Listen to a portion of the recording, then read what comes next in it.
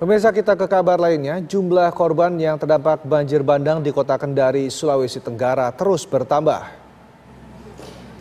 BPBD Kota Kendari mencatat kurang lebih 3.000 rumah atau kepala keluarga terdampak banjir bandang yang terjadi pada beberapa waktu lalu. Sementara korban meninggal dunia ada 2 orang, pemerintah daerah tengah fokus melakukan pembersihan material lumpur yang menggenangi rumah-rumah warga. Pemda setempat telah menyediakan dapur umum, memberikan bantuan sembako, pakaian, dan obat-obatan kepada warga yang terdampak banjir. Banjir bandang menghanyutkan 5 rumah warga dan ribuan rumah warga lainnya rusak berat. Kondisi terparah terjadi di 2 lokasi, yakni Lorong Lasolo dan Kampung Salo.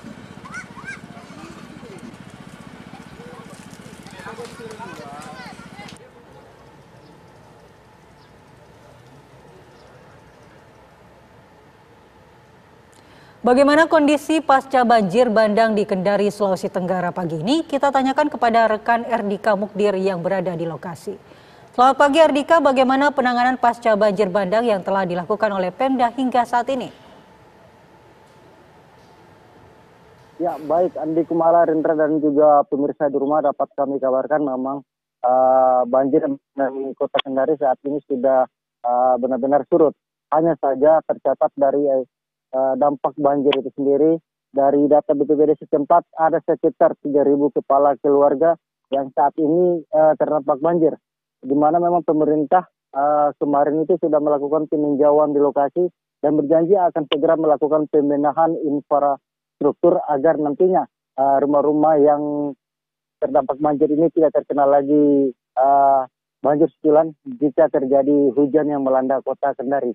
Nah, dari 3.000 kepala keluarga yang terdampak banjir ini diantaranya 2 meninggal dunia, yakni anggota TNI dan 1 orang balita. Nah, untuk saat ini pemerintah setempat juga telah melakukan penanggulangan bencana dengan mendirikan beberapa posko di tempat-tempat yang terdampak banjir, yakni ada di Kampung Salo dan di Lorong Lasolo. Nah, 2 tempat ini merupakan wilayah yang sangat terparah terdampak banjir. Mereka mendirikan posko dapur umum dan telah memberikan bantuan sembako, pakaian, dan juga obat-obatan. Malah. Baik, Anda katakan saat ini 3.000 warga telah terdampak banjir. Ini lalu bagaimana kondisi mereka? Apakah harus mengungsi karena rumah-rumahnya terkena banjir bandang? Ya, benar sekali Rendra, di antara 3.000 kepala keluarga ini memang ada yang masih bertahan di pengungsian, seperti mereka menempati bangunan sekolah ataupun masjid yang terjadi di Kampung Salo seperti itu, dan ada juga warga yang masih bertahan di rumah mereka masing-masing sembari menunggu pembersihan yang dilakukan oleh petugas, yang di mana memang rumah-rumah mereka ini masih digenangi lumpur akibat banjir bandang kemarin. Ya Erdika, informasinya ada 2 korban tewas dari bencana banjir bandang ini. Apa penyebab dari tewasnya kedua korban?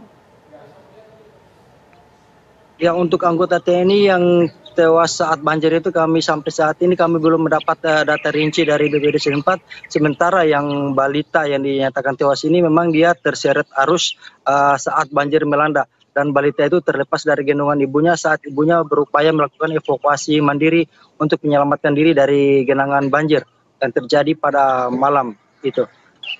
Baik, untuk bantuan bagi para pengungsi saat ini seperti apa kondisinya dan apa saja yang masih kurang atau yang dibutuhkan oleh para korban yang terdampak ini? Ya, Pemda setempat kemarin baik dari provinsi maupun dari Kota Kendari telah menyalurkan beberapa bantuan seperti halnya pakaian, makanan, minuman, vitamin, dan juga obat-obatan. Namun beberapa pengungsi lainnya yang masih bertahan di Kampung Salo, mereka saat ini sangat membutuhkan pakaian, sebagaimana diketahui saat banjir melanda memang mereka hanya mengenakan pakaian di badan untuk mengevakuasi diri, dan saat ini memang sangat pakaian yang sangat dibutuhkan. Rendra.